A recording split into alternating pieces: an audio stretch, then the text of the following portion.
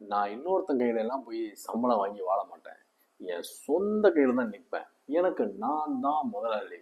இப்படி பஞ்சு டைலாக்லாம் போட்டு சில தற்குறிங்க வேலைக்கு போறவங்களாம் உருப்பட மாட்டான், பிஸ்னஸ் பண்றவன் மட்டும்தான் பெரிய ஆளாவான் அப்படின்னு கேவலமான ஒரு ஃபார்முலாவை பரப்பிக்கிட்டு இருக்காங்க. ஆக்சுவலி அப்படிலாம் ஒண்ணுமே கிடையாது. பிஸ்னஸ் எப்படி ஒரு இன்கம் பண்றதுக்கு ஒரு வழியோ, அதே மாதிரி வேலைக்கு போறதும் இன்கம் பண்றதுக்கான ஒரு வழி. நீங்க எப்படி ஒரு பொருளை வித்து சம்பாதிக்கிறீங்களோ அதே மாதிரி இவன் டயத்தை வித்து சம்பாதிக்கிறான். இதுல என்ன வித்தியாசம் இருக்கு? ஒரு வித்தியாசமும் கிடையாது. உங்களுக்கு நீங்க தான் ராஜா அப்படின்னு இருந்தீங்கன்னா எங்களுக்கும் நாங்க தான் ராஜா. நான் வேலைக்கு போனா போகலாம், வேலைக்கு போகலன்னா இருந்துக்கலாம். வேலையை விட்டு தூக்கினா இன்னொரு வேலைக்கு போகலாம். ஒரு பெரிய பிரச்சனைலாம் ஒன்றும் கிடையாது. அவ்வளோ சீன்லாம் பெருசா ஒன்றுமே கிடையாது. ஸோ எல்லாமே ஈக்குவல் தான்.